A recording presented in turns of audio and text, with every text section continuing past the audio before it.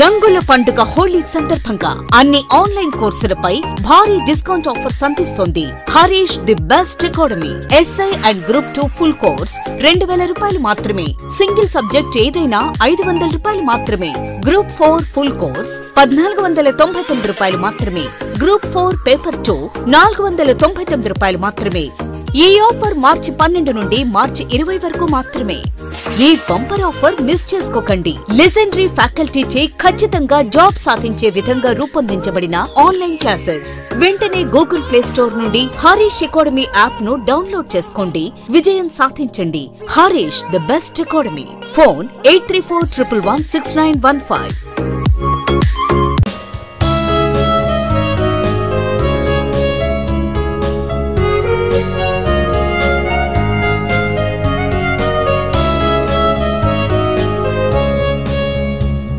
Hi friends, welcome to Harish Academy. ఈరోజు వార్తలు నిలిచిన జాతీయ, అంతర్జాతీయ, రాష్ట్రీయ అంశాల గురించి, వార్తలు నిలిచిన వ్యక్తులు, అవార్డులు, పుస్తకాలు, మరి క్రీడా సంబంధిత సమాచారం ఒక్కొక్క అంశాన్ని వివరంగా తెలుసుకుందాం. ఈరోజు ఫస్ట్ టాపిక్ వచ్చేసి వరల్డ్ హ్యాపీనెస్ రిపోర్ట్ 2022 వార్తలు నిలిచింది. వరల్డ్ హ్యాపీనెస్ రిపోర్ట్ 2022 వార్తలు నిలిచిన ఒక నివేదిక. ముఖ్యంగా పోటీ పరీక్షలకు ప్రిపేర్ అవుతున్న ప్రతి ఒక్క అభ్యర్థి ఖచ్చితంగా చదవాల్సిన కొన్ని అంశాల్లో వార్తలు నిలిచిన సూచీలు లేదా ఇండిసెస్, వార్తలు నిలిచిన నివేదికలు లేదా రిపోర్ట్స్, వీటిపైన ప్రత్యేక శ్రద్ధ చూపండి. ఏ పోటీ పరీక్ష తీసుకున్నా, ఏ స్థాయి పోటీ పరీక్ష తీసుకున్నా వీటికి సంబంధించి ఏదో ఒక ప్రశ్నను మనం చూసే ఆస్కారం ఉంది. సో ఏదైనా సూచి కానీ లేదా ఏదైనా ఒక నివేదిక కానీ వార్తలు నిలిస్తే అభ్యర్థులు ఖచ్చితంగా ఏ పాయింట్స్ పైన ఫోకస్ చేయాలంటే, ఫస్ట్ వార్తలు నిలిచిన నివేదికను కానీ లేదా సూచిని కానీ విడుదల చేసిన అంతర్జాతీయ సంస్థ, అసలు ఏ సంస్థ ఆ సూచిని కానీ ఆ నివేదికను కానీ విడుదల చేసి ఈరోజు వార్తలు ఇచ్చిందో చూడండి. And second point to be focused is, ఒక అంతర్జాతీయ సంస్థ వార్తలు ఇచ్చింది కాబట్టి ఆ సంస్థ యొక్క ప్రధాన కేంద్రం ఎక్కడ ఉందో గుర్తుంచుకోండి. And next point to be focused is, వార్తలు నిలిచిన నివేదిక లేదా సూచీలో దేశాలకు గనక ర్యాంకులు ఉన్నాయనుకోండి, ఆ ర్యాంకుల్లో టాప్ ప్లేస్లో నిలిచిన దేశం లేదా దేశాలు టాప్ 3 అని గుర్తుంచుకోవాలి, లేకపోతే టాప్ 1 కంట్రీ అని గుర్తుంచుకోండి. అండ్ నెక్స్ట్ ఆ సూచి లేదా నివేదికలో భారత్ యొక్క స్థానం ఎంత, భారత్ యొక్క ప్రస్తుత స్థానం. And next point to be focused is, ప్రస్తుతం భారతదేశం యొక్క స్థానాన్ని గత నివేదిక లేదా గత సూచిలో భారతదేశం యొక్క స్థానంతో కంపేర్ చేయాల్సి ఉంటుంది. సో గత సూచితో కంపారిజన్. అండ్ నెక్స్ట్ వచ్చేసి అసలు ఎన్ని దేశాలను పరిగణలోకి తీసుకొని దేశాలకు ర్యాంకులను ఇవ్వడం జరిగింది. సో ఎన్ని కంట్రీస్ని పరిగణలోకి తీసుకోవడం జరిగింది ఒక పలానా సూచి లేదా పలానా నివేదికను విడుదల చేయడానికి ఈ అంతర్జాతీయ సంస్థ. అండ్ నెక్స్ట్ వచ్చేసి కొన్ని సూచీల విషయానికి వస్తే ఏ ఏ అంశాలను పరిగణలోకి తీసుకొని ఆ సూచిని విడుదల చేయడం జరిగింది అంటే ఏ indicators, which indicators were considered, అంటే ఏ ఇండికేటర్స్ పరిగణలోకి తీసుకొని ఆ సూచిని విడుదల చేయడం జరిగింది. సో ఈ పాయింట్స్ పైన ప్రత్యేక శ్రద్ధ చూపండి. సో ఇక్కడ World Happiness Report, each and every word విడమర్చి అర్థాన్ని చూడండి. సో ప్రపంచ సంతోష లేదా హ్యాపీనెస్ నివేదిక. సో ప్రపంచంలో అత్యంత సంతోషమైన దేశం, అత్యంత సంతోషకరంగా ప్రజలు జీవనాన్ని ఏ దేశంలో గడుపుతున్నారు అని కనుక అడిగాను అనుకోండి, ఇందులో టాప్ కంట్రీ ఏదంటే ఫిన్లాండ్. సో ఫిన్లాండ్ ఇటీవల విడుదల చేయబడిన ఒక నివేదిక ఆధారంగా వరల్డ్ హ్యాపీనెస్ రిపోర్ట్ 2022 ఆధారంగా టాప్ కంట్రీ ఏది, అద్భుతమైన పర్ఫార్మెన్స్ ఇస్తున్న దేశం ఏదంటే ఫిన్లాండ్. ఇది గుర్తుంచుకోండి. అండ్ ఇక్కడ ఏదైనా ఒక సూచి వార్తలు ఇచ్చినప్పుడు ఆ సూచి యొక్క టైటిల్ని ఖచ్చితంగా ఈచ్ అండ్ ఎవ్రీ వర్డ్ చూడండి. సూచి యొక్క టైటిల్ అంటున్నాను లేదా రిపోర్ట్ యొక్క టైటిల్ అంటున్నాను. అంటే ఇక్కడ వరల్డ్ హ్యాపీనెస్ రిపోర్ట్, ప్రపంచ హ్యాపీనెస్ నివేదిక. ఇక్కడ కన్సర్న్ ఇయర్ని గుర్తుంచుకోండి. ఇది 2022కి సంబంధించిందా, 2021కి సంబంధించిందా, ఇలా కూడా పోటీ పరీక్షలో కన్ఫ్యూజన్ క్రియేట్ అవుతుంది. ఇది 2022కి సంబంధించి. ఈ నివేదికలో ఈ రిపోర్ట్లో టాప్ కంట్రీ ఏంటి, ఫిన్లాండ్. ఇది ఒకటి గుర్తుంచుకోండి. మరి భారతదేశం యొక్క స్థానం ఎంత అంటే 136 అవుట్ ఆఫ్ 146. ఇది గుర్తుంచుకోండి. మరి భారతదేశం యొక్క ప్రస్తుత స్థానాన్ని గత సంవత్సరంలో లేదా గత నివేదికలో గత సూచీలో భారతదేశం యొక్క స్థానంతోనే కంపేర్ చేయాల్సి ఉంటుంది. లాస్ట్ టైం భారతదేశం యొక్క స్థానం ఎంత అంటే 139 out of 149, just 139 last year ఉండే, ఇప్పుడు 136. యాక్చువల్గా 2012 సంవత్సరం నుండి ఈ సూచీని విడుదల చేస్తున్న ఒక అంతర్జాతీయ సంస్థ ఏదంటే sustainable development solutions network. So ఐక్యరాజ్య సమితికి సంబంధించిన United nations sustainable development solutions network అనే ఒక సంస్థ. మరి ఈ సంస్థ యొక్క ప్రధాన కేంద్రం ఎక్కడ ఉంది అంటే న్యూయార్క్. సో న్యూయార్క్ ప్రధాన కేంద్రంగా పనిచేస్తున్న సస్టైనబుల్ డెవలప్మెంట్ సొల్యూషన్స్ నెట్వర్క్ అనే సంస్థ ప్రతి ఏటా కూడా ప్రపంచంలోని దేశాలను పరిగణలోకి తీసుకొని ప్రపంచ దేశాలకి ర్యాంకులను కేటాయిస్తుంది. ఈ సంవత్సరం అద్భుతమైన పర్ఫార్మెన్స్. సో కన్సిక్యూటివ్గా ఏ సంవత్సరం వార్తలు ఇచ్చినా, ఈ సూచీల వార్తలు ఇచ్చినా లేదా ఈ నివేదిక వార్తలు ఇచ్చినా the best performing country, top country అంటే ఫిన్లాండ్, ఆ తర్వాత డెన్మార్క్ ఇలా వస్తూ ఉంటాయి. సో టాప్ కంట్రీ గుర్తుంచుకోండి సరిపోతుంది, ఇండియాస్ పొజిషన్ గుర్తుంచుకోండి సరిపోతుంది 136. మరి ఏ అంశాలు పరిగణించుకోండి అంటే ఇలా కొన్ని ముఖ్యమైన అంశాలు, ప్రజలకు కల్పించబడిన స్వేచ్ఛ కానివ్వండి, జీడిపి పర్ క్యాపిటా కానివ్వండి, ఇలాంటి అంశాలను ఇతివృత్తంగా పరిగణలోకి తీసుకొని ఇలాంటి ఇండికేటర్స్ని కన్సిడర్ చేసి ప్రతి సంవత్సరం ఐక్యరాజ్య సమితికి సంబంధించిన సస్టైనబుల్ డెవలప్మెంట్ సొల్యూషన్స్ నెట్వర్క్ ఈ సంస్థ యొక్క ప్రధాన కేంద్రం ఇక్కడ న్యూయార్క్ కేంద్రంగా పనిచేస్తుంది. ఈ సంస్థ ఈ సంవత్సరానికి సంబంధించి విడుదల చేయబడిన ర్యాంకింగ్లో భారతదేశం యొక్క ర్యాంక్ గుర్తుంచుకోండి. సింపుల్గా చెప్పాలంటే భారతదేశం లాస్ట్ నుండి టాప్లో ఉందని చెప్పుకోవచ్చు. టోటల్ కంట్రీస్ ఏంటని చెప్పాను 146. సో లాస్ట్ నుండి 10th or 11th పొజిషన్ అని చెప్పుకోవచ్చు. So 136th position India out of 146. మరి ఈ సూచీలో లాస్ట్ బాటమ్ ప్లేస్లో ఉన్న దేశం ఏదంటే ఆఫ్ఘనిస్తాన్. అంటే అక్కడ సంతోషం అనేది ప్రజలకు ఉండదు అన్నట్టు, హ్యాపీనెస్ అనేది ప్రజలకు ఉండదు అన్నట్టు, ఇది ఒకటి గుర్తుంచుకోండి. అండ్ ఇటీవల వార్తలు నిలిచిన 2022 సంవత్సరంలో వార్తలు ఇచ్చిన కొన్ని ముఖ్యమైన సూచీలు ఏవైతే ఇక్కడ లింక్ చేయాల్సి ఉంటుంది. ఎగ్జాంపుల్ 2022లో విడుదలైన ఒక ఇండెక్స్ డెమోక్రసీ ఇండెక్స్ 2021కి సంబంధించి 2022లో విడుదలైంది. సో డెమోక్రసీ ఇండెక్స్ ఇటీవల విడుదలైన సో రీసెంట్ డెమోక్రసీ ఇండెక్స్లో ప్రజాస్వామ్య సూచీలో భారతదేశం యొక్క స్థానం ఎంత అంటే 46. And corruption perceptions index transparency international అనే ఒక సంస్థ విడుదల చేస్తుంది. అదే డెమోక్రసీ ఇండెక్స్ ని ఎవరు విడుదల చేస్తారు? ఎకనామిస్ట్ ఇంటెలిజెన్స్ యూనిట్ విడుదల చేస్తుంది. కరప్షన్ పర్సెప్షన్ ఇండెక్స్ లో భారతదేశం యొక్క స్థానం 85th పొజిషన్. అండ్ నెక్స్ట్ వచ్చేసి గ్లోబల్ బ్రైబరీ ఇండెక్స్. ఈ గ్లోబల్ బ్రైబరీ ఇండెక్స్ లో ట్రేస్ అనే సంస్థ విడుదల చేస్తుంది. ఈ సూచీలో భారతదేశం యొక్క స్థానం ఎంత అంటే 82nd పొజిషన్. అండ్ ఇటీవల హెన్లీ పాస్పోర్ట్ ఇండెక్స్ లో భారతదేశం Q1 రిపోర్ట్స్ ఆధారంగా 83rd పొజిషన్లో ఉంది. అండ్ ఇటీవల విడుదల చేయబడిన IP index intellectual property rights index లో భారతదేశం యొక్క స్థానం ఎంత అంటే 43rd పొజిషన్.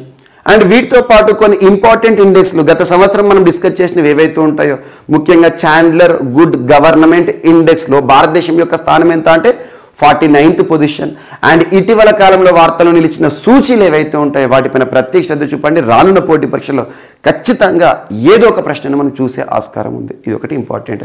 సో ఈరోజు మాత్రం వరల్డ్ హ్యాపీనెస్ రిపోర్ట్ 2022కి సంబంధించిన దేశాలకు ర్యాంకులను కేటాయించబడిన ఒక నివేదిక అని గుర్తుంచుకోండి సరిపోతుంది. ఇందులో భారతదేశం యొక్క స్థానం ఎంత అని అడిగారు అనుకోండి. సో ఇందాక మనం డిస్కస్ చేసిన 136 అని గుర్తుంచుకోండి. టాప్ పొజిషన్లో నిలిచిన దేశం ఏదంటే Finland. That's enough. And next Bhagavad Gita. So Bhagavad Gita అనేది మ్యాండేటరీగా ఈరోజు ఒక రాష్ట్రంలో వార్తలు నిలిచింది. భగవద్గీత ఇక్కడ గుజరాత్ రాష్ట్రం గురించి గుర్తుంచుకోండి. గుజరాత్.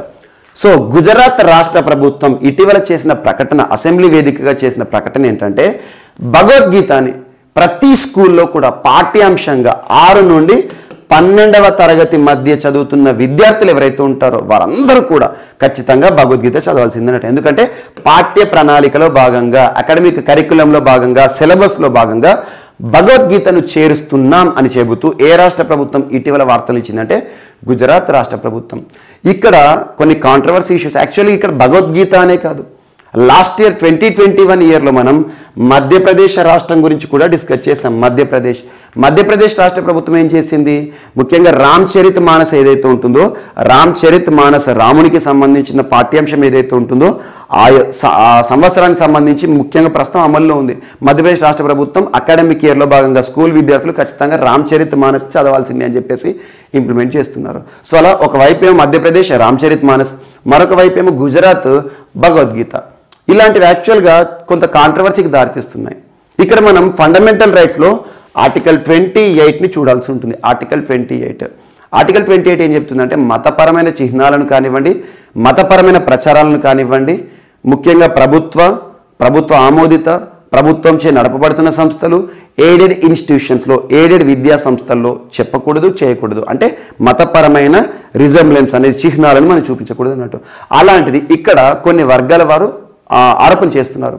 భగవద్గీత అనేది హిందూ మతానికి సంబంధించింది, మా మతానికి సంబంధించి మేము ఎలా చదవగలుగుతాం, ఎలా చదవాలి అని చెప్పేసి ఇలాంటివి మతపరమైన సెన్సిటివ్ ఇష్యూస్లో గనక కోర్టు జోక్యం చేసుకుందాం అనుకోండి, దాన్ని ఏం చెప్తారంటే ఎక్లియాస్టిక్ జ్యూరిస్ప్రుడెన్స్ అంటారు. ఎక్లియాస్టిక్ జ్యూరిస్ప్రుడెన్స్, ఈ వర్డ్ గుర్తుంచుకోండి. ఎక్లియాస్టిక్ జ్యూరిస్ప్రుడెన్స్ అంటే involvement of judiciary in sensitive issues like religion and spiritual related issues. So మతపరమైన స్పిరిచువల్ రిలేటెడ్ సెన్సిటివ్ ఇష్యూస్లో న్యాయస్థానాలు కనుక జోక్యం చేసుకుంటే ఎక్లియాస్టిక్ జ్యూరిస్ప్రుడెన్స్ అని చూస్తారు. అండ్ ఇక్కడ మరి కొంతమంది కొన్ని వర్గాల వారు ఆరోపిస్తూ చేసిందంటే భగవద్గీత అనేది హిందూ మతానికి సంబంధించింది, మేము ఎలా చదువుతామంటున్నారు.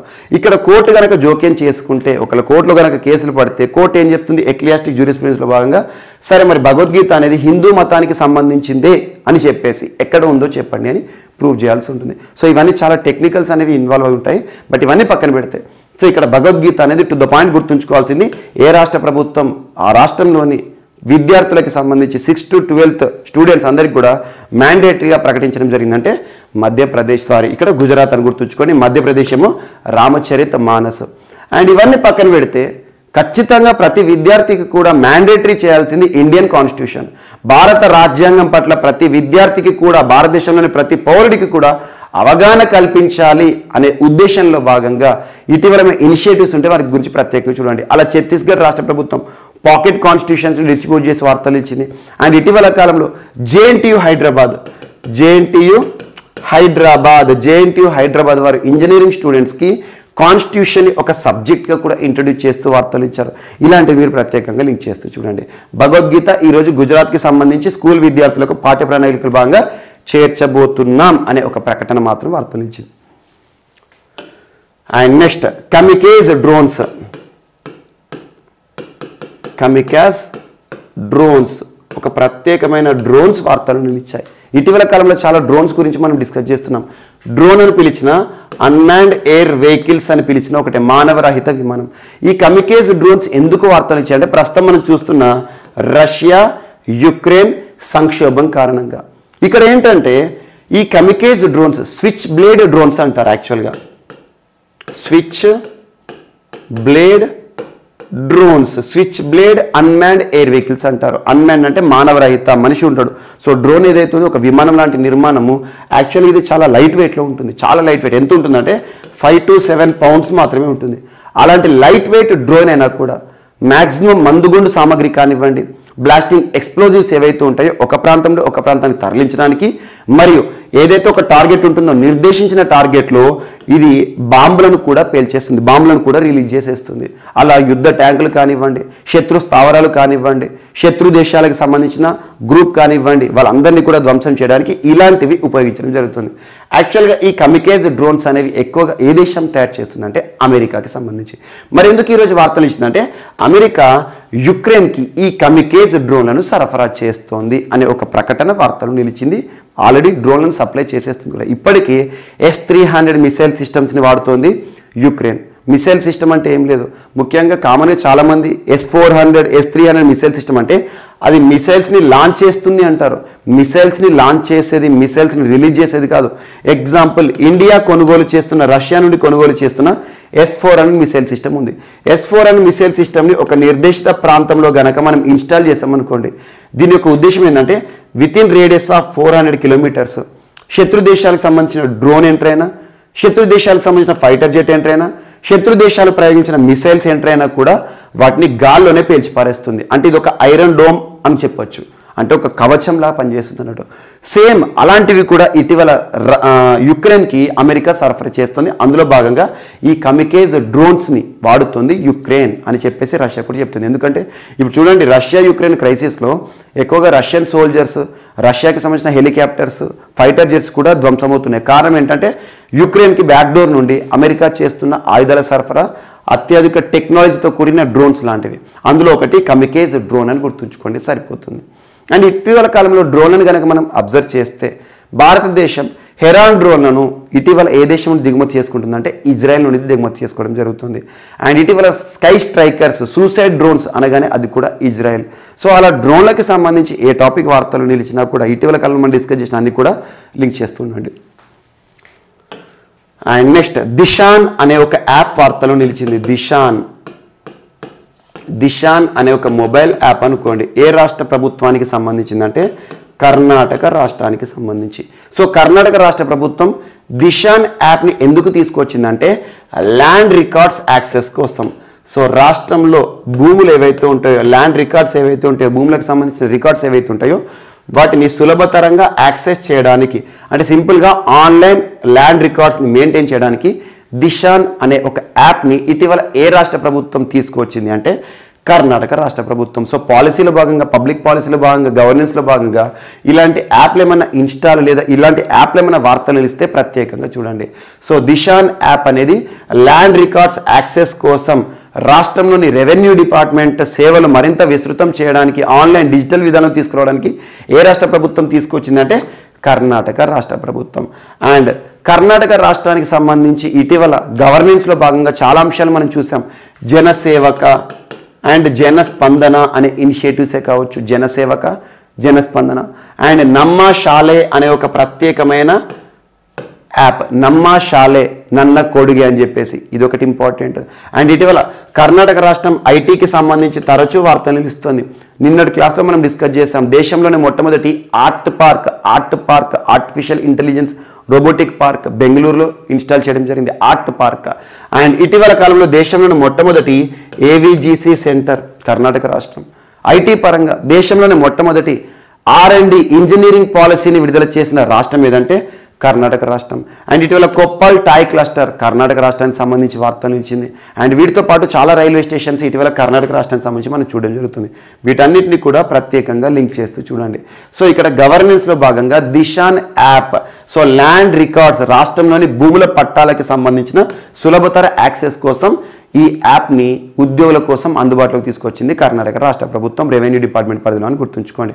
అండ్ ఇటీవల కాలంలో గవర్నమెంట్స్ విడుదల చేసిన యాప్స్ కొన్ని. భాషా సంఘం యాప్ షెడ్యూల్ 8లో గుర్తింపు పొందిన 22 భాషల పట్ల ప్రతి పౌరుడికి కూడా ప్రత్యేకంగా అవగాహన ఉండాలని చెప్పేసి భాషా సంఘం యాప్ని ఏ మంత్రిత్వ శాఖ విడుదల చేశారంటే కేంద్ర ప్రభుత్వానికి సంబంధించిన మినిస్ట్రీ ఆఫ్ ఎడ్యుకేషన్. అలా యాప్స్ వార్తలు నిలిస్తే గవర్నమెంట్కి సంబంధించిన యాప్స్ ఇటీవల కాలంలో ఏవైతే వార్తలు నుంచి వాటిని లింక్ చేస్తూ చూడండి. అండ్ ఇండియా శ్రీలంక సంబంధాలు వార్తలు నిలిచాయి. ఇండియా శ్రీలంక, ఆల్మోస్ట్ ఇండియా శ్రీలంకకి సంబంధించి తరచూ వారంలో ఒక్కసారైనా మనం డిస్కస్ చేయడం జరుగుతుంది. ఈ రోజున అంశం ఏంటంటే దాదాపు $1 బిలియన్ $1 బిలియన్ ఫైనాన్షియల్ అసిస్టెన్స్ని భారతదేశం శ్రీలంక దేశానికి కల్పించడం జరుగుతుంది. ఆర్థిక సాయాన్ని ప్రకటించడం జరిగింది. సో శ్రీలంకకి తరచూ భారత ప్రభుత్వం ఎందుకు ఆర్థిక సాయం చేస్తుందంటే ప్రస్తుతం శ్రీలంక ఎదుర్కొంటున్న పరిస్థితులు అలాంటివి. ఇన్ఫ్లేషనరీ ప్రెషర్స్తో ఉంది. ఇన్ఫ్లేషన్ అంటే తెలుగులో ద్రవ్యోల్బణం అంటాం. మీరు ఎకానమీలో నేర్చుకుని ఉంటారు. ద్రవ్యోల్బణం లేదా ఇన్ఫ్లేషన్ సింపుల్ డెఫినేషన్ ఏంటి? Too much money chasing two few goods. ఎక్కువ మనీ, ఎక్కువ డబ్బులు తక్కువ వస్తువులను వెంటాడడం అన్నట్టు. అంటే ఒకప్పుడు పెన్ను ₹10 ఉండేది, ఇప్పుడు ఇదే పెన్ను ₹20 అయింది అనుకోండి. ఇక్కడ పెన్నుకు వాల్యూ పెరిగింది, డబ్బులకు విలువ తగ్గింది. సో దాన్ని ఇన్ఫ్లేషన్ అంటారు. అండ్ ఇలాంటి పరిస్థితుల్లో శ్రీలంక ప్రభుత్వం ఏం చేసింది? ప్రస్తుతం ఫైనాన్షియల్ ఎమర్జెన్సీని కూడా విధించడం జరిగింది. అందువల్ల శ్రీలంక తరచూ భారతదేశాన్ని ఆర్థిక సాయం కోరుతుంది. సో నిన్నటి రోజున భారత ప్రభుత్వం $1 బిలియన్ ఫైనాన్షియల్ అసిస్టెన్స్ని శ్రీలంక ప్రభుత్వానికి డిక్లేర్ చేశారు. ఈ అసిస్టెన్స్ని SBI, సో స్టేట్ బ్యాంక్ వారు శ్రీలంక ప్రభుత్వానికి రిలీజ్ చేయడం జరుగుతుంది. ఇది ఒకటి ఇంపార్టెంట్.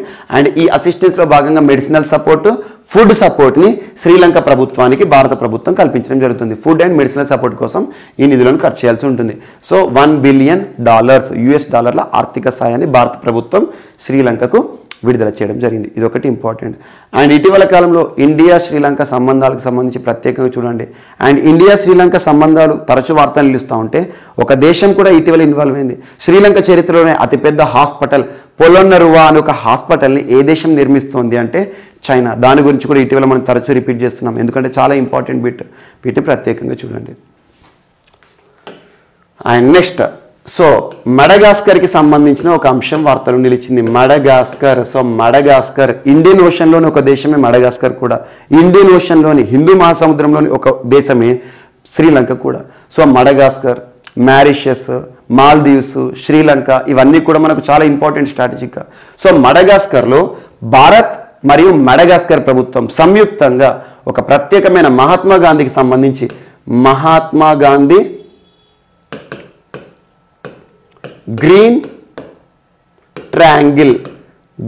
ట్రయాంగిల్ని ఎస్టాబ్లిష్ చేయడం జరిగింది. మహాత్మా గాంధీ గ్రీన్ ట్రయాంగిల్ని ఆజాదీ కా అమృత్ మహోత్సవ్ 75 years ఆఫ్ ఇండిపెండెన్స్లో భాగంగా సో మడగాస్కర్ ఇండియా రిలేషన్లో భాగంగా ఎక్కడ లాంచ్ చేశారు? మహాత్మా గాంధీ గారి జ్ఞాపకార్థం తనకి డెడికేట్ చేస్తూ ఒక ప్రత్యేకమైన గ్రీన్ ట్రయాంగిల్ పార్క్ అంటున్నాను, ఒక ప్రత్యేకమైన ఇన్నోవేషన్ సెంటర్ అని చెప్పుకోవచ్చు, లేదా ప్రత్యేకమైన సెజ్ అని చెప్పుకోవచ్చు.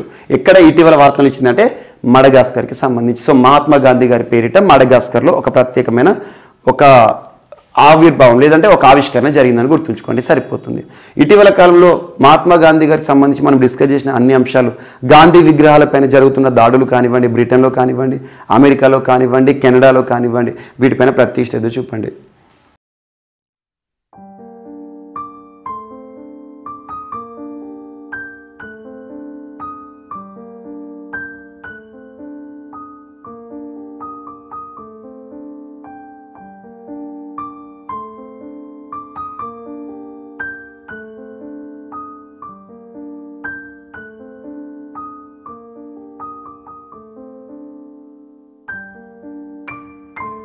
సో ఈరోజు మన నెక్స్ట్ టాపిక్ వచ్చేసి ఆంధ్రప్రదేశ్ రాష్ట్రానికి సంబంధించిన బంగనపల్లి మ్యాంగోస్, బంగనపల్లి మామిడి పండ్లు లేదంటే బెనిషాన్ మ్యాంగోస్ అంటారు. బెనిషాన్ మ్యాంగోస్ అని పిలిచిన బంగన్పల్లి వెరైటీ ఆఫ్ మ్యాంగోస్ అని పిలిచిన ఒకటే.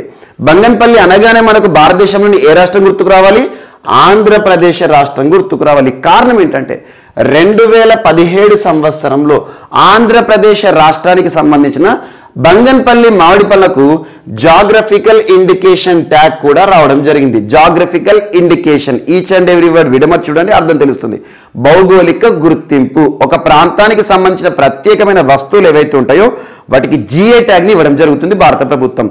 సో అలా 2017 సంవత్సరంలో జిఐ ట్యాగ్ పొందిన బంగనపల్లి వెరైటీ ఆఫ్ మ్యాంగోస్ లేదా బెనిషాన్ మ్యాంగోస్ ఏవైతే ఉంటాయో వాటిని భారీగా ఒక దేశానికి ఎగుమతి చేయడం జరుగుతుంది భారత ప్రభుత్వం. ఏ దేశానికంటే సౌత్ కొరియా. సౌత్ కొరియా, ఇది మనం హర్షించదగ్గ విషయం, చాలా ప్రశంసించాలి.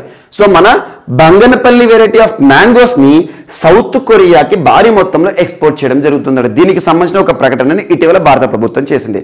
ఇక్కడ ఏ దేశానికి ఎగుమతి అవుతున్నాయో గుర్తుంచుకోండి. అండ్ వ్యవసాయ సంబంధిత ఉత్పత్తులు ఏవైతే ఉంటాయో, పండ్లు కానీ, పూలు కానివ్వండి, కూరగాయలు కానివ్వండి, మన భారతదేశం నుండి విదేశాలకు ఎగుమతి అవుతున్నాయంటే ఒక సంస్థ ఇంపార్టెంట్. ఆ సంస్థ పేరే అపెడా. అపెడా చాలాసార్లు మనం రిపీట్ చేస్తున్నాం. APEDA Agriculture and Processed Foods Exports Development Authority. Agriculture and Processed Foods Exports Development Authority. APEDA ఏ మంత్రిత్వ శాఖ పరిధిలో పనిచేస్తుంది అంటే మినిస్ట్రీ ఆఫ్ కామర్స్, వాణిజ్య మంత్రిత్వ శాఖ పరిధిలో పనిచేస్తున్న ఒక ప్రత్యేకమైన విభాగమే, ప్రత్యేకమైన డిపార్ట్మెంటే అపెడా. 1986 ఇయర్లో ఏర్పాటైంది. అపెడా అగ్రికల్చర్ అంటే వ్యవసాయం అండ్ ప్రాసెస్డ్ ఫుడ్స్, సో ఏవైతే ఉంటే ఆహార పదార్థాలకు సంబంధించిన ఎక్స్పోర్ట్ ఎగుమతులను ప్రోత్సహించే సంస్థ. Agriculture and Processed Foods Exports Development authority వారు ఆంధ్రప్రదేశ్ రాష్ట్రంలో పండే బంగనపల్లి మ్యాంగోస్ ఏవైతే ఉంటాయో భారీగా లాస్ట్ ఇయర్ నుండి ఎగుమతి చేయడం జరిగిందట. సో దానికి సంబంధించిన ఒక ప్రకటన ఈరోజు వార్తలు ఇచ్చింది. ఏ దేశానికి అంటే సౌత్ కొరియా. బంగనపల్లి మ్యాంగోస్కి జిఐ ట్యాగ్ ఏ సంవత్సరంలో రావడం జరిగిందంటే 2017. ఇది గుర్తుంచుకోండి. ఏపీ రీజనల్ ఎగ్జామ్స్ ఏవైతే ఉంటాయో మనకు నిన్నటి రోజు చూసాము, రాష్ట్ర ప్రభుత్వం గ్రూప్ 1కి సంబంధించి దాదాపు 110 పోస్టులు అండ్ గ్రూప్ 2కి సంబంధించి ఆల్మోస్ట్ 180 పోస్టులను డిక్లేర్ చేయడం జరిగింది. రానున్న రోజుల్లో నోటిఫికేషన్స్ ఎక్స్పెక్ట్ చేస్తున్నాం కాబట్టి ఖచ్చితంగా పోటీ పరీక్షలు ప్రిపేర్ అభ్యర్థులు వీటి గురించి ప్రత్యేకంగా చూడండి. And next IFC international finance corporation అనే ఒక సంస్థ మరియు Dhaka stock exchange IFC and Dhaka stock exchange Dhaka అంటే ఏ దేశానికి సంబంధించింది? బంగ్లాదేశ్కి సంబంధించి ఒక ప్రత్యేకమైన అంశాన్ని డిక్లేర్ చేశారు. అదేంటంటే women on board of listed companies ఏవైతే ఉంటాయో ప్రముఖ సంస్థలు, లిస్టెడ్ కంపెనీస్ అంటే గవర్నమెంట్ ఆధ్వర్యంలో రిజిస్టర్డ్ అయిన సంస్థలను గుర్తుంచుకోండి. లిస్టెడ్ కంపెనీస్ ఏవైతే ఉంటాయో లిస్టెడ్ కంపెనీస్ని ఎక్కువ మొత్తంలో నడుపుతున్న మహిళలు ఏ దేశంలో ఉన్నారట అంటే సౌత్ ఏషియాలోనే బంగ్లాదేశ్లో ఉన్నట. సో బంగ్లాదేశ్లోని మహిళలు అత్యధికంగా అసలు సౌత్ ఏషియాలోని ఏ దేశంలో తీసుకున్న ఎక్కువ లిస్టెడ్ కంపెనీస్ ఎవరి పేరున నమోదైన మహిళల పైన అంటే ఏ దేశంలో అంటే బంగ్లాదేశ్ అని గుర్తుంచుకోండి. సో బంగ్లాదేశ్లోని మహిళలు ఎక్కువగా లిస్టెడ్ కంపెనీస్ని నడిపిస్తున్నారు అని చెప్పేసి ఒక ప్రత్యేకమైన ప్రకటన వార్తలు ఇచ్చింది ఐఎఫ్సికి సంబంధించి. జస్ట్ గుర్తుంచుకోండి, సౌత్ ఏషియా ఆసియా ఖండంలోని దక్షిణ ప్రాంతాన్ని కనుక మనం అబ్జర్వ్ చేస్తే అన్ని దేశాలు కనుక మనం కన్సిడర్ చేసామనుకోండి. సో విమెన్ ఆన్ బోర్డ్ అంటే మహిళలు ప్రాతినిధ్యం వహిస్తున్న సంస్థలు కనుక అబ్జర్వ్ చేస్తే అందులో అధిక మొత్తంలో మహిళలు ఎక్కడ ఏ దేశంలో లిస్టెడ్ కంపెనీస్ని రన్ చేస్తున్నారంటే బంగ్లాదేశ్. ఇది ఒకటి గుర్తుంచుకోండి. అండ్ నెక్స్ట్ సో ఈరోజు పర్సన్స్ ఇన్ న్యూస్ విషయానికి వస్తే హురున్ గ్లోబల్ రిచ్ లిస్ట్ వార్తలు నిలిచింది ఇటీవల. Hurun global rich list, Hurun జాబితా అనగానే హురున్ అని పిలిచిన ఇటీవల కాలంలో బ్లూంబర్గ్ బిలియనియర్స్ ఇండెక్స్ కానివ్వండి. సో ప్రపంచంలో కుబేర్లకి సంబంధించి ప్రపంచ కుబేర్లు సంపన్నులకు సంబంధించిన జాబితాలను ఈ సంస్థలు విడుదల చేస్తూ ఉంటాయి. హురున్, బ్లూంబర్గ్ ఇండెక్స్ ఇలాంటివి. సో ఇక్కడ ఈ ఇండెక్స్లో టాప్ 10లో మన భారతీయుడి పేరు గుర్తుంచుకోండి. 9th పొజిషన్లో ముఖేష్ అంబానీ గారు ప్రస్తుత సంపద ఎంత అంటే $103 బిలియన్ 9th పొజిషన్లో అంటే ప్రపంచంలోని సంబంధులను కనుక చూస్తే, కుబేర్లను కనుక చూస్తే, డబ్బున్న వాళ్ళని కనుక చూస్తే మన ముఖేష్ అంబానీ ఇండియన్ రిలయన్స్ సంస్థల అధినేత టాప్ 9th పొజిషన్లో ఉన్నాడు. సో టాప్ 1 కనుక చూస్తే ప్రపంచంలో అత్యంత సంపన్నుడు ఎవరంటే ఇప్పటికే కంటిన్యూ అవుతున్న Elon Musk $205 billion. Elon Musk అనగానే స్పేస్ ఎక్స్ సంస్థ. సో స్పేస్ ఎక్స్ సంస్థ మనకి ప్రైవేట్ రాకెట్ సంస్థ అండ్ ఇటీవల కాలంలో టెస్లా కార్ల కంపెనీ అని తరచు మనం చూస్తున్నాం. సో స్పేస్ ఎక్స్ అధినేత ఎలన్ మస్క్. 2nd పొజిషన్ అమెజాన్కి సంబంధించిన జెఫ్ బెజోస్, బ్లూ ఆరిజిన్ సంస్థ. అండ్ నెక్స్ట్ వచ్చేసి Bernard Arnault and next Bill Gates, Warren Buffett and Sergey Brin and Larry Page, Steve Ballmer, Mukesh Ambani and మనకేంటి బెట్రాఫోర్డ్ ఫ్యామిలీ. యాక్చువల్గా ఇవన్నీ అవసరం లేదు, మనకు కావాల్సింది ఏంటంటే ఎలాన్ మస్క్ టాప్ పొజిషన్లో ఉన్నారు, Jeff Bezos 2nd and Mukesh Ambani 9th పొజిషన్లో ఉన్నాడు. ఇక్కడ ఆసియాలోనే మరియు ఇండియాలోను అత్యంత సంపన్నుడు ఎవరు అంటే Mukesh Ambani claims richest Indian and Asian title అని గుర్తుంచుకోండి. ఇది ఒకటి important. And next so Suchitra ఎల్లా అనగానే మనకి ఏ సంస్థ గుర్తుకు రావాలి? భారత్ బయోటెక్ సంస్థ. కృష్ణ ఎల్లా గారు, సుచిత్ర ఎల్లా గారు 2022 సంవత్సరానికి సంబంధించి ప్రత్యేకంగా పద్మ పురస్కార గ్రహీతలుగా వార్తలు ఇచ్చారు. పద్మ పురస్కార గ్రహీతలు అందులో భాగంగా ఈ డియోస్కి రావడం జరిగింది. సో అందులో భాగంగా ఈరోజు సుచిత్ర కే ఎల్లా గారు ఎందుకు వార్తలు ఇచ్చారంటే joint managing director of Bharat Biotech. ప్రస్తుతం భారత్ బయోటెక్కి ఎండీగా జాయింట్ మేనేజింగ్ డైరెక్టర్ విధులు నిర్వర్తిస్తున్న సుచిత్ర ఎల్లా గారు చైర్పర్సన్గా ఎన్నికవుతూ వార్తలు ఇచ్చారు. ఏ సంస్థకి సంబంధించి అంటే confederation of Indian industry, southern confederation of Indian ఇండస్ట్రీకి సంబంధించిన నూతన చైర్పర్సన్గా ఇటీవల వార్తలు నిలిచిన సదర్న్ ప్లేస్లో కన్ఫెడరేషన్ ఆఫ్ ఇండియన్ ఇండస్ట్రీస్ ఏవైతే ఉంటాయో సదర్న్ అంటే ముఖ్యంగా సౌత్ ఏషియాకి సంబంధించి చైర్పర్సన్గా ఎవరు ఎన్నికై వార్తలు ఇచ్చారంటే సుచిత్ర ఎల్లా గారు అని గుర్తుంచుకోండి, సరిపోతుంది. అండ్ నెక్స్ట్ వచ్చేసేసి ఈరోజు నారాయణ్ ప్రధాన్ గారు వార్తలు నిలిచారు. నారాయణ్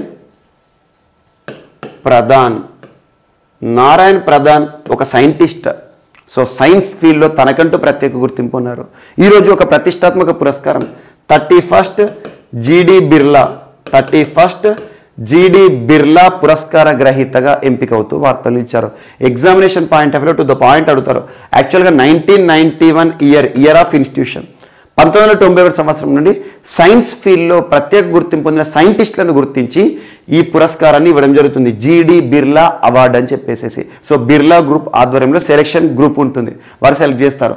మరి ఈ సంవత్సరం సో 2022కి సంబంధించి నారాయణ్ ప్రధాన్ ప్రముఖ సైంటిస్ట్ సో ఈ పురస్కార గ్రహీతగా ఎంపికవుతూ వార్తలు నిలిచారు. అండ్ నెక్స్ట్ ఈరోజు వార్తలు నిలిచిన పుస్తకాల విషయానికి వస్తే, ఒక పుస్తకం ఆల్రెడీ ఓల్డ్ పుస్తకం 2022 సంవత్సరంలో ఆల్మోస్ట్ 2 to 3 టైమ్స్ వార్తలు నిలిచింది. ఆ పుస్తకం ఏంటంటే ఇండియన్ ఆరిజిన్ పర్సన్ మంజిత్ మన్స్ లేదా మంజిత్ మన్ అనే ఒక author, Indian author Manjit Mann గారు రాసిన ఒక చిల్డ్రన్స్ బుక్. ఆ పుస్తకం పేరు గుర్తుంచుకోండి సరిపోతుంది. ఇక్కడ దేనికి ఎంపిక అవుతూ వార్తలు ఇచ్చింది, ఏ పురస్కారం, అవన్నీ కూడా అడగరు. సో యాక్చువల్గా ఈ పుస్తకం పేరు ఏంటంటే ద క్రాసింగ్. ఈ పుస్తకం 2021 సంవత్సరంలో కోస్టా బుక్ అవార్డ్స్ని కూడా గెలుపొందుతూ వార్తలు నిలిచింది. కోస్టా బుక్ అవార్డ్స్ చాలా ప్రతిష్టాత్మక పురస్కారాలను గెలుపొందుతూ చాలా ప్రతిష్టాత్మక మెడల్స్కి ఎంపిక అవుతూ వార్తలు నిలిచిన ద క్రాసింగ్ అనే ఒక పుస్తకం, the sea carries our pain. ఈ క్రాసింగ్ యొక్క టైటిల్ ఏదైతే ఉంటుందో, ట్యాగ్లైన్ ఏదైతే ఉంటుందో, the sea carries our pain. And ఇంకోటి వచ్చేసి the stars carry our future. ఇవి ట్యాగ్లైన్స్ ఈ పుస్తకం సంబంధించి. మంజిత్ మన్ గారు రాసిన ది క్రాసింగ్ అనే పుస్తకం అని గుర్తుంచుకోండి. ఎగ్జామినేషన్ పాయింట్ ఆఫ్ వ్యూలో కోస్టా బుక్ అవార్డు గెలుచుకుందని కానివ్వండి, ఇటీవల బ్రిటన్కి సంబంధించి ఒక ప్రతిష్టాత్మక మెడల్కి ఎంపికైందని కానివ్వండి, ఇవన్నీ అడగరు. జస్ట్ అడగబోయే ప్రశ్న ఒకటే, ఇండియన్ ఆరిజిన్ మంజిత్ గారు రాసిన పుస్తకం పేరు ఏంటంటే ద క్రాసింగ్స్. ట్యాగ్లైన్స్ గుర్తుంచుకోండి, the sea carries our pain and the stars carry our future. And next ఒక ప్రముఖ వైద్యుడు రాసిన పుస్తకం, మనకి ముంబైకి సంబంధించిన ప్రముఖ వైద్యుడు. యాక్చువల్గా 1970sలో లాప్రోస్కోపీ ఇటీవల కాలంలో మనం సున్నితమైన ఆపరేషన్ చేస్తున్నారు లాప్రోస్కోపీకి అని చెప్పేసి. లాప్రోస్కోపీని భారతదేశంలో ఇంట్రడ్యూస్ చేసిన ఒక గొప్ప వైద్యుడు, తను రాసిన పుస్తకం ఈరోజు వార్తలు నిలిచింది. తన పేరు ఏంటంటే డాక్టర్ టెహెమ్టన్ ఎరాక్ ఉద్వాడియా. డాక్టర్ పేరు గుర్తుంచుకొని మన ఇండియాకి సంబంధించిన వారే డాక్టర్ టెహెమ్టన్ ఎరాచ్ ఉద్వాడియా. తను రాసిన పుస్తకం ఏంటంటే మోర్ దాన్ జస్ట్ సర్జరీ. దీని యొక్క ట్యాగ్లైన్ ఏంటంటే life lessons beyond the OT. Life lessons beyond the OT అనేది ట్యాగ్లైన్. పుస్తకం పేరేమో మోర్ దాన్ జస్ట్ సర్జరీ అనే ఒక పుస్తకం. ఈ పుస్తకం యొక్క ఆథర్ ఎవరంటే డాక్టర్ టెహెమ్టన్ ఎరాచ్ ఉద్వాడియా. జస్ట్ ఆథర్ పేరు గుర్తుంచుకోండి, పుస్తకం పేరు గుర్తుంచుకోండి. ఈ డాక్టర్ యొక్క గొప్పతనం ఏంటంటే భారతదేశంలో లాప్రోస్కోపీని 1970sలో ఇంట్రడ్యూస్ చేసిన ఒక గొప్ప వైద్యుడు అని గుర్తుంచుకోండి సరిపోతుంది. సో ఇవి ఈరోజు వార్తలు నిలిచిన అంశాలు. ఒకసారి ర్యాపిడ్గా కనుక చూస్తే, వరల్డ్ హ్యాపీనెస్ రిపోర్ట్ వార్తలు ఇచ్చింది. ఈ సంవత్సరం విడుదల చేయబడిన ఈ నివేదికలో భారతదేశం యొక్క స్థానం వచ్చేసి 136, టాప్ ప్లేస్లో నిలిచిన దేశం వచ్చేసి ఫిన్లాండ్. అండ్ నెక్స్ట్ వచ్చేసి భగవద్గీతను పాఠ్యాంశ ప్రణాళికలో సో పిల్లలు 6th to 12th విద్యాభ్యాసం చేసే గుజరాతీ స్టూడెంట్స్ ఎవరైతే ఉంటారో, గుజరాత్ రాష్ట్రానికి సంబంధించిన ప్రభుత్వం ఇచ్చిన కీలక ప్రకటన, భగవద్గీతని ఒక పాఠ్య ప్రణాళికలో భాగంగా పాఠ్యాంశంగా చేరుస్తున్నాం. అండ్ నెక్స్ట్ వార్తలు నిలిచిన కమికాజ్ డ్రోన్స్ అమెరికా యుక్రెయిన్కి సరఫరా చేస్తుంది. అండ్ నెక్స్ట్ దిశాంక్ అనే ఒక మొబైల్ యాప్, దిశాంక్ అనే ఒక మొబైల్ యాప్ని లాంచ్ చేస్తూ కర్ణాటక ప్రభుత్వం వార్తలు నిలిచింది. అండ్ నెక్స్ట్ ఇండియా శ్రీలంక సంబంధాల్లో భాగంగా భారత ప్రభుత్వం ఇటీవల $1 బిలియన్ ఆర్థిక సాయాన్ని శ్రీలంకకు ప్రకటించడం జరిగింది. స్టేట్ బ్యాంక్ ఆఫ్ ఇండియా వారు ఈ నిధులను అప్పగించడం జరుగుతుంది. అండ్ నెక్స్ట్ ఇండియా మడగాస్కర్ సంబంధాల్లో భాగంగా Mahatma Gandhi green triangle park వార్తలు నిలిచింది మడగాస్కర్లో. అండ్ నెక్స్ట్ భారతదేశంలో బంగన్పల్లి మ్యాంగోస్ అంటేనే గుర్తొచ్చే ఆంధ్రప్రదేశ్ 2017 సంవత్సరంలో జాగ్రఫికల్ ఇండికేషన్ ట్యాగ్ పొందిన బంగన్పల్లి మ్యాంగోస్ని భారీగా సౌత్ కొరియాకు మనం ఎగుమతి చేస్తున్నామని చెప్తూ భారత ప్రభుత్వము ఒక ప్రకటన చేసింది. అపెడా సంస్థ గురించి చూడండి. And next IFC international finance corporation ఒక నివేదికను విడుదల చేసింది. సౌత్ ఏషియాలోనే, దక్షిణాసియాలోనే అధికంగా లిస్టెడ్ కంపెనీస్ని నడుపుతున్న మహిళలు ఏ దేశంలో ఉన్నారంటే Bangladesh. And next Hurun global rich list top 10 పేరు చెప్పాను. అందులో ఇండియాకి సంబంధించి Indian richest person and Asia's richest title ఎవరి పేరు మీద ఉంది? ముఖేష్ అంబానీ గారు. అండ్ నెక్స్ట్ సుచిత్ర ఎల్లా గారు సిఐఐ కన్ఫెడరేషన్ ఆఫ్ ఇండియన్ ఇండస్ట్రీకి సంబంధించిన నూతన చైర్పర్సన్గా వార్తలు ఇచ్చారు. అండ్ నెక్స్ట్ నారాయణ ప్రధాన్ గారు జీడి బిర్లా ఫౌండేషన్ ఇచ్చే ఒక ప్రతిష్టాత్మక అవార్డుకి ఎంపికై వార్తలు ఇచ్చారు. అండ్ వార్తలు నిలిచిన పుస్తకాల విషయానికి వస్తే ద క్రాసింగ్స్ అనే పుస్తకం మంజిత్ మన్ గారు రాసిన పుస్తకం ఇప్పటికే చాలా ప్రతిష్టాత్మక పురస్కారాలను గెలుపొందుతూ వార్తలు నిలుస్తుంది. అండ్ ప్రముఖ వైద్యులు రాసిన పుస్తకం, ఆ వైద్యులు ఎవరు? డాక్టర్ టెహెమ్టన్ ఎరాచ్ ఉద్వాడియా గారు రాసిన more than just surgery life lessons beyond the OT అనే ఒక పుస్తకం ఈరోజు వార్తలు నిలిచింది. సో ఇవి ఈరోజు వార్తలు నిలిచిన అంశాలు. మిస్లేనియస్ అంశాలు మనం మిగిలిపోతే మాత్రం రేపు క్లాస్లో యాడ్ చేసుకుని నేర్చుకుందాం. రేపు కలుద్దాం. Thank you.